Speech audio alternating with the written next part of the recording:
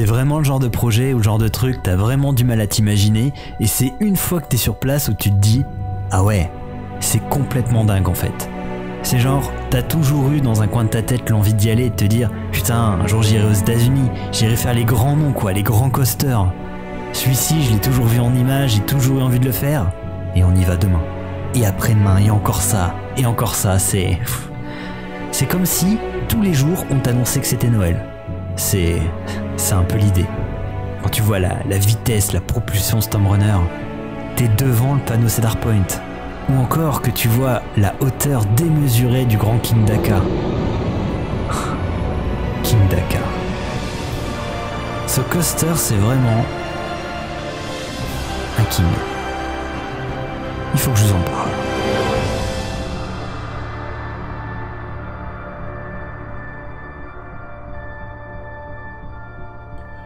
Je pense qu'on peut le dire, il va laisser un grand, très très grand vide dans le monde parconautique et dans le monde des coasters.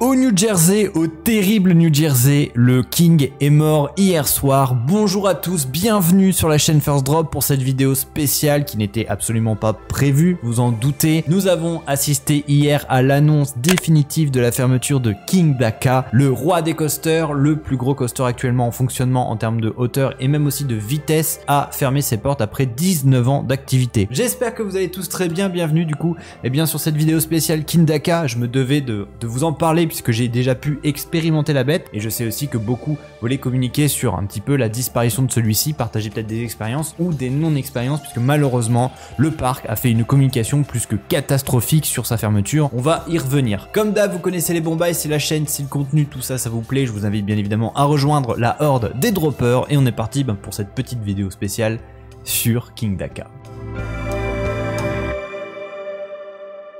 C'était en 2005 que King Dakar ouvrait ses portes au parc Six Flags Great Adventure au New Jersey, à proximité de New York, pour situer géographiquement. C'était un coaster complètement hallucinant qui faisait 139 mètres de haut, qui vous propulsait de 0 à 208-209 km/h en à peu près 5 secondes. Launch à câble hydraulique complètement pharaonique. La durée totale était juste de 50 secondes, c'était juste un aller-retour, mais c'était quand même un coaster incroyable, on va y revenir. Il était très important pour la communauté parconautique et surtout des coaster fans, c'était un petit peu un emblème, un symbole. Et depuis hier soir, date du coup du 14 novembre 2024, nous avons eu un communiqué officiel de la part du parc Six Flags. Il n'est plus et il ne réouvrira plus et il ne sera non plus modifié. Et c'est quand même assez hallucinant d'avoir eu toutes ces infos d'un coup qui sont arrivées sans avoir eu la possibilité, et ça c'est vraiment le gros défaut, j'ai envie de dire, de la communication de Six Flags, de pouvoir expérimenter une dernière fois la bête. Ça faisait déjà plusieurs semaines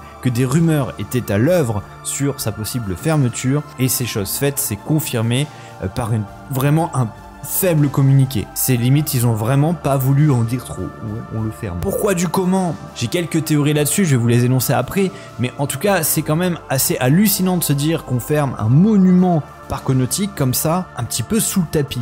Ça montre encore une fois la superbe gestion de Six Flags que j'apprécie tant. Bref, du coup, je vous partagerai un petit peu mes expériences de ce coaster, on va y revenir. Je vous partagerai aussi un petit peu ce qui va arriver par la suite et aussi les pourquoi du comment de sa fermeture, car malheureusement, d'après beaucoup de rumeurs, le coaster était devenu très coûteux à entretenir et c'est malheureusement, je pense, qui a entraîné sa fermeture, mais il n'y a pas que ça. Bref, pour en revenir sur la communication de Six Flags, je suis extrêmement déçu de celle-ci. Je trouve que c'est un coaster qui méritait vraiment de partir entre guillemets avec les honneurs, c'est-à-dire avec minimum une soirée de fermeture, quelque chose qui soit prévu, demandez peut-être pas non plus le feu d'artifice, mais quelque chose qui permettait aux fans de faire une dernière aléa, etc. Là, il n'y a pas eu on va dire, de cérémonie de fermeture officielle. Je pense malheureusement qu'il méritait au moins ça. Alors après, oui, il faut sélectionner les gens, etc. C'est toujours un peu compliqué pour un parc parce que j'imagine que ça aurait été saturé de demandes. Ils ont peut-être pas voulu se lancer là-dedans, ils ont peut-être voulu faire un peu... Non, on le dit pas parce que ça va être le bordel. Peut-être, mais en même temps, du coup, ça n'a pas permis aux personnes qui apprécient l'attraction de pouvoir la faire, et pire encore, que ceux qui ne l'ont pas fait peut-être envisagent de la faire. J'ai beaucoup de personnes qui en message privé me disaient « Punaise, je devais y aller suite à ton trip, ton machin, j'avais pour projet aussi de faire un peu le même truc, machin. » Bah non, ils ont pas eu... S'il y avait une deadline, peut-être que les gens se seraient dit « Ah ouais, il faut le faire. » Ça aurait été cool que le parc annonce dire les gars, 2024, c'est la dernière année de King Daka, ça aurait été cool. Maintenant, peut-être qu'ils ne l'avaient pas anticipé, c'est-à-dire qu'ils pensaient qu'il allait peut-être durer un peu plus. Ça, c'est une possibilité, mais moi, j'ai plus vraiment l'impression qu'ils ont dit, on va vraiment pas ébruiter le truc, c'était limite un peu secret. Et là, même l'annonce, enfin, je peux vous le dire, hein, le communiqué, c'est vraiment très très succinct. C'est genre, ouais, on ferme King Daka, c'est un tout petit, mais vous inquiétez pas, il a fait 12 millions de visiteurs depuis 2005, on sait que c'était une belle expérience, mais vous inquiétez pas, il y a mieux qui arrive après, j'y reviendrai, hein. Mais ça fait vraiment genre, on veut pas trop communiquer là-dessus. C'est vraiment dommage, je trouve, de ne pas avoir fait plus, et de ne pas avoir permis aux personnes ou de l'essayer ou de le refaire une dernière fois. Heureusement, j'ai envie de dire heureusement, il y a eu beaucoup de fuites de la part du personnel, on dit ouais c'est le dernier, donc il y avait des pages, surtout des pages américaines, qui étaient très à l'affût de ces informations et qui ont pu, je crois que c'était il y a quelques jours, faire un dernier tour. Je vous mettrai l'on-ride, et il y a quelques fans qui ont pu se déplacer, dédicace d'ailleurs à Sam parce qu'il avait pu se rendre là-bas pour pouvoir expérimenter une toute dernière fois l'engin. Mais c'est vraiment dommage de pas avoir mis les petits plats pour une fois dans les grands Six Flags, de briller un peu avec un tel coaster, un tel engin, d'avoir justement joué la com dessus. Il y a forcément des raisons que je n'ai pas, que je peux pas vous communiquer parce que je ne les connais pas, mais c'est dommage, c'est vraiment dommage d'avoir raté la fermeture et la sortie de King Daka. Là, vous imaginez juste dans quelques temps, on va voir des images où on verra King Daka se faire défoncer en train de partir à la ferraille, quoi. Non, moi c'est quelque chose que je conçois pas, et je pense qu'aux États-Unis ils étaient pas prêts non plus. C'est là aussi, je pense, et malheureux de le dire, mais on voit tout à fait que c'est une société, une grosse société qui gère Six Flags Great Adventure, et non pas un petit parc indépendant qui met du cœur, qui met de la volonté. Je peux vous assurer que par exemple Silver Dollar City, pour citer eux en exemple, quand ils ont fermé Fire in the Hall, la première version, ils avaient tout communiqué. Dernière célébration, dernière soirée, dernière machin. C'est une attraction qui datait des années 60. Et c'était un vieux Dark Ride, un vieux machin. Et les mecs, ils avaient mis les formes, quoi. Autre exemple, Spooklot à Efteling, pour citer que, même si là on n'est plus sur le territoire américain, mais quand même, ils avaient mis les formes. Parce que ils ont on va dire ce respect aussi de se dire ouais c'est nos anciennes attractions, elles ont eu du vécu, du machin, elles font partie de notre histoire. Six Flags, ils s'en battent les couilles, total, et c'est ça qui est dommage. Leur communiqué, qu'est-ce qu'ils balancent sur la nouveauté, c'est genre ouais c'est une nouvelle expérience qui est importante pour nous, on injecte des milliards, des machins, et on s'en fout. Nous, ce qu'on veut, c'est qu'il y a un respect aussi du visiteur et un respect des personnes qui vont faire les attractions. Là, c'est genre, ouais, il y avait ça, on le remplace, on met un autre truc à la place. C'est vraiment la sensation que ça donne, et c'est dommage de partir là-dedans. Il manquerait pas grand-chose, hein. Ils auraient fait une soirée de fermeture ou un communiqué, j'en sais rien. Ça, je pense, ça aurait plus contenté. Mais là, du coup, il y a eu quand même une sacrée vanne j'ai envie de dire, de haine et surtout de rancœur envers Six Flags et la manière dont ils ont communiqué, surtout côté américain. C'est surtout eux qui ont mis en avant ça et qui étaient vraiment déçus de ce moyen de communication inexistant pour le coup, donc c'est vraiment dommage. Bref, ça c'était le petit aparté, j'ai envie de dire sur la communication. Maintenant je vais revenir avec vous sur cette expérience de King Daka. J'en avais bien sûr déjà parlé dans ma vidéo qui est juste là, quand j'avais expérimenté le parc, c'était en 2022 avec mes 3 collègues, avec le Doub, le Val et le Emric. Tous les 4, on avait survalidé le coaster. C'est une expérience. Je pense, c'est pas le meilleur coaster que j'ai fait, c'est parce qu'il y avait de la vibration, parce qu'il est court, parce que on se dit un peu tout ça pour ça, inflammabilité, tout ce qu'on veut. C'est un coaster qui était expérimental et qui était pour moi un ovni. C'est quelque chose qu'on ne pouvait pas faire ailleurs. Un monstre comme King Daka, il n'y en avait qu'un dans le monde. Alors avant, vous aviez Top Street Dragster, qui n'existe plus et qui a été reformaté, j'y viendrai après. Là, il y a Red Force, tout ça, mais il n'y avait pas cette même saveur. Parce que là, vous aviez quand même un prototype d'hydraulique qui propulsait le train, je le rappelle, en 0 à 206-208 km/h en l'espace de 5 secondes, avec une machinerie complètement hallucinante. C'est quelque chose qui était vraiment à part. Pareil, le fait aussi, vous étiez dans le train, vous étiez à l'arrêt, et là vous aviez cette flèche de 139 mètres, je vous rappelle juste les mensurations, 139 mètres de haut. On a actuellement le plus haut coaster qui est donc Toutatis, qui je crois a un point de culminant de 50 mètres. C'est-à-dire que vous rajoutez, vous pouvez mettre quasiment 3 Toutatis, c'est quand même lunaire quoi, c'est fou. Et ça a existé et je suis tellement content d'avoir pu le faire, donc je me devais un petit peu je vais vous partager un peu mon expérience, mes premiers tours, mes ressentis sur cet engin. Alors nous quand on est arrivé, le coaster était déjà fermé, on a dû attendre 1 heure, donc c'est-à-dire qu'on est arrivé, je crois que c'était 10h ou 11h l'ouverture et on n'a pas raidé avant midi. Mais qu'est-ce qu'on s'était dit avec les copains? C'était la priorité absolue. C'est-à-dire que c'était genre, les portes s'ouvrent, on va à Kindaka direct. Il était connu, vraiment, pour avoir une réputation de merde, au niveau de son débit, au niveau de sa fiabilité. La preuve en est, j'ai lu et Coaster Tube, il me semble qu'ils n'ont pas pu le faire alors qu'ils étaient sur place parce que le coaster avait pété le câble ou je sais plus quoi, enfin le truc ne fonctionnait pas. Donc c'était un petit peu, on était un peu, est-ce qu'il va marcher, est-ce qu'il va pas marcher, on marchait un petit peu sur des œufs avec Kindaka, hein. Donc quand on a vu qu'il n'y avait pas de fermeture 2 days, etc., on s'est dit, ah, ça va le faire. On arrive devant, pas encore ouvert, mais on voyait les tests, on voyait que ça s'agitait, qu'il y avait de la vie dans la gare. Et là, on se dit, banco. On sitting devant l'entrée et on attend. On a attendu 1 heure et là, on l'a vu partir.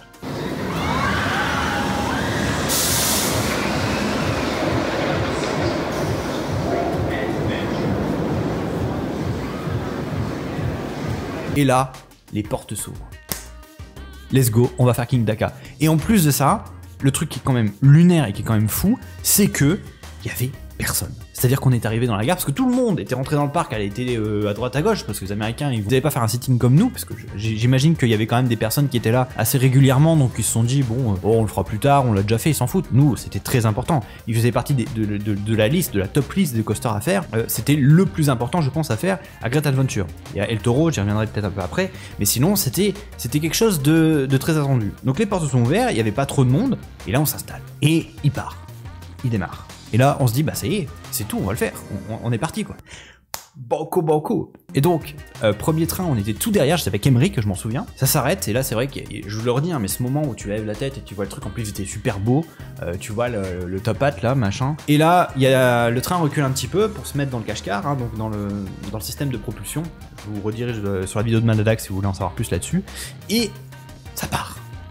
Et c'est interminable. Ça, c'est le souvenir que j'en ai, c'est que c'est super long. Il va super vite et c'est pas fini.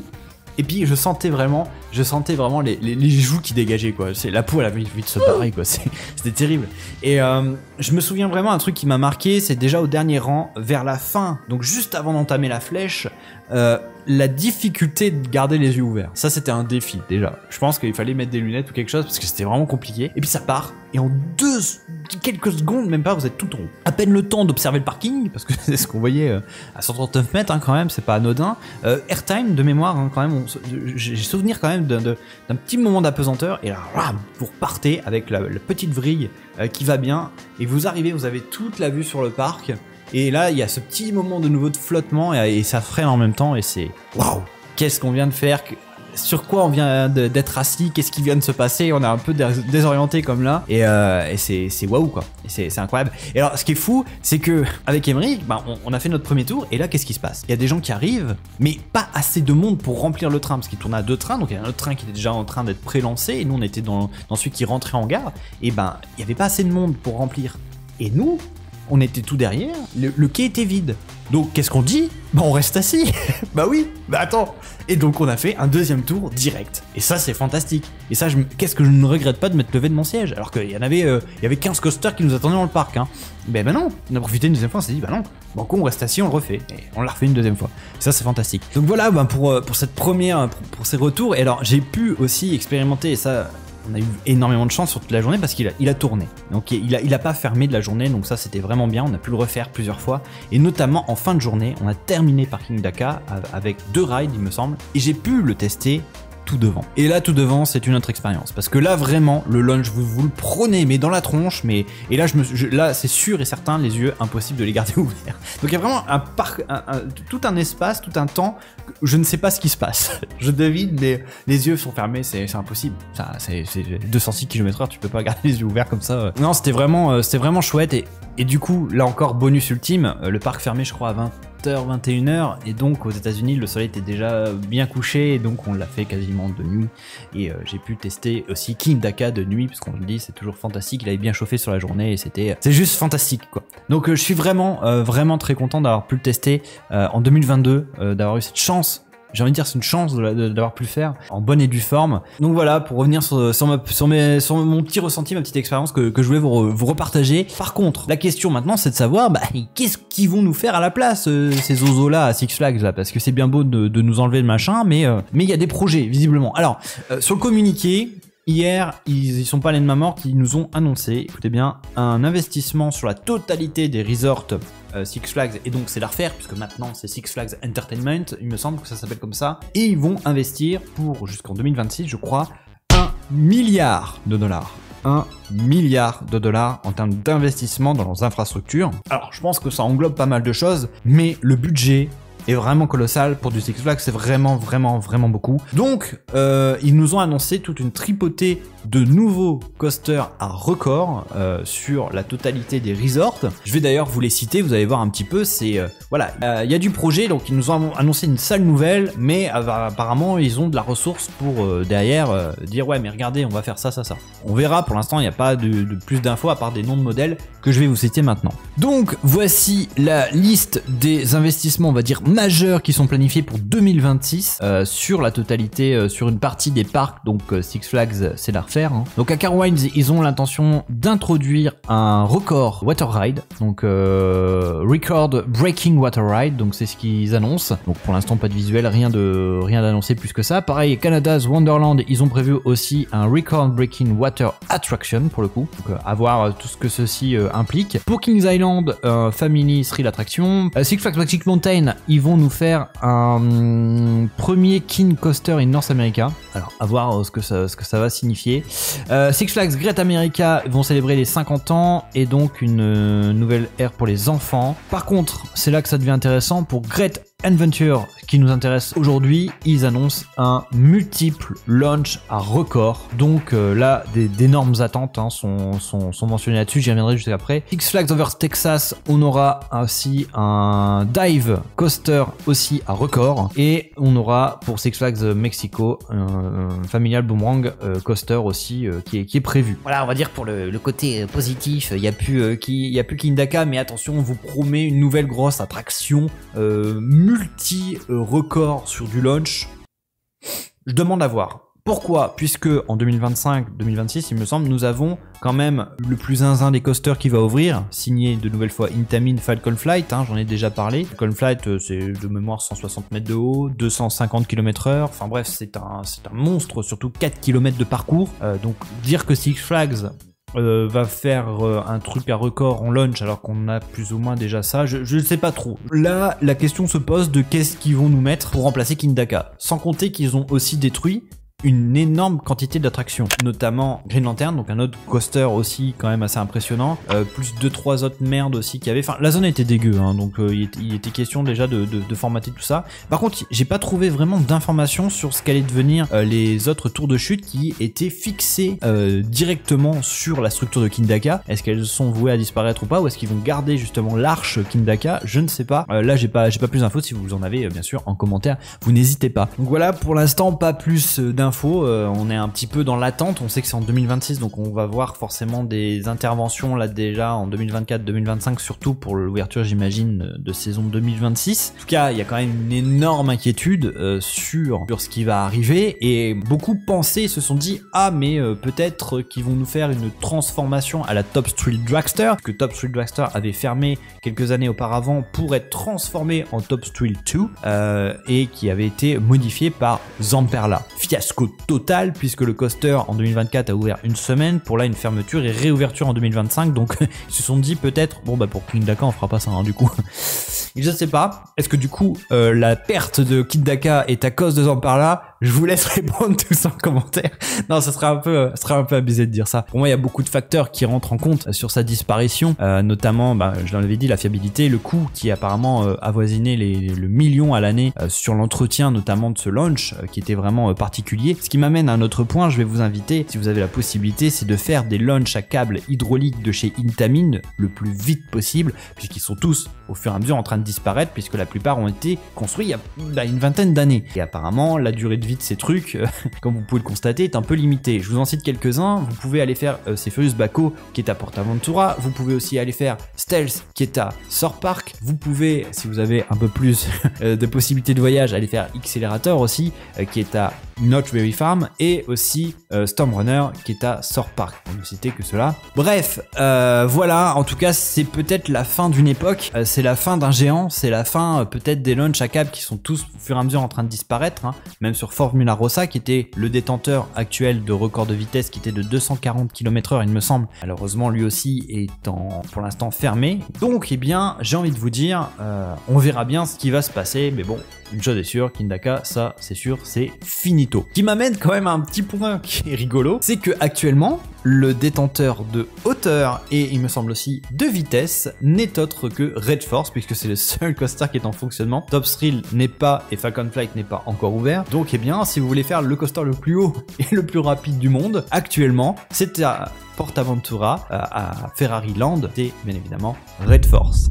Voilà cette petite vidéo React, je sais pas comment elle sera perçue, je pense qu'il y aura, je vous demande encore bien évidemment beaucoup de participation en commentaire, de me dire ce que vous pensez de tout ça. Bien sûr, est-ce que vous êtes triste de la perte de Kindaka, est-ce que vous avez pu le faire, ou est-ce que vous auriez aimé le faire? Ça c'est vraiment ma grosse déception pour la plupart d'entre vous qui n'ont pas eu le temps, j'ai envie de dire, d'aller tester le géant. C'est des choses malheureusement qui arrivent dans notre passion, on en a déjà connu des pertes et on en connaîtra encore, donc le mieux c'est de sécuriser, comme dirait Doub, ses crédits le plus vite possible. Tant que vous pouvez le faire, n'hésitez pas. Moi je vous remercie pour cette petite visite sur ma chaîne. Bon, comme d'hab, vous connaissez les bons bails, le like, l'abonnement, le partage et tout. Prochaine vidéo, bien évidemment, Park Fan Event, c'est samedi, et il y aura aussi du contenu Planet Coaster 2, puisque j'ai pas mal potassé le jeu et j'ai pas mal de choses à dire, des points positifs comme d'hab, des points un petit peu plus négatifs, on en parlera sur la chaîne, donc comme d'hab, n'hésitez pas à rejoindre la horde des droppers, et en attendant, je vous dis... Mais tu nous as pas trop parlé de Green Lantern. Green quoi? Le stand-up coaster BLM. Non. J'étais pieds joints, ils m'ont pas assis correctement.